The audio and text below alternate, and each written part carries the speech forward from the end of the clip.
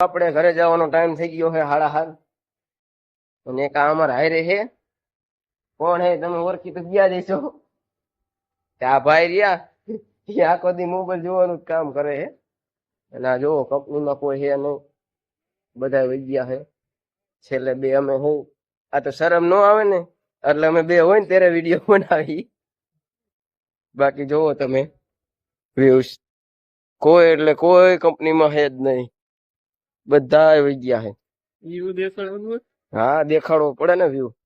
ખોટું નહીં સાચું સાચું વ્યૂ દેખાડે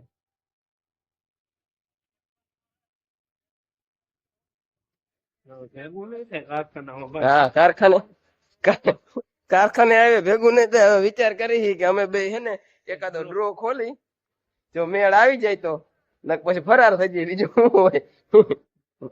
જો અમુક પબ્લિક બહાર બેઠું હે થોડુંક તાપવા લજ્જા એટલે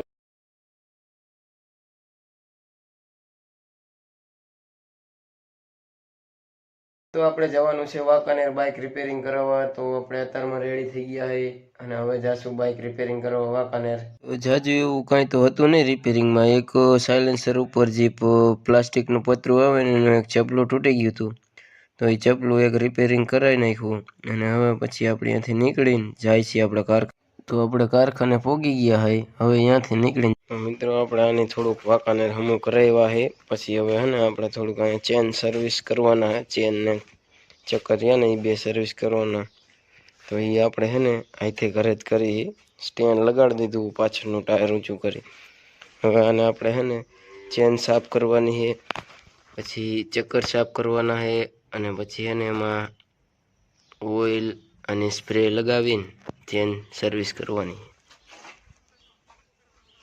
આપણે બ્લેક ક્લીન થઈ ગયું છે એક નંબર ચેન ચક્કર તમે જોઈ લ્યો અને જો આવા હાથ થાય બાઇક સારું રાખવું હોય ને આવા કાળા કાળા હાથ કરવા પડે તો બાઇક હે ને આવું ગાડી જેવું અસલ એક કમ્પ્લેટ રહે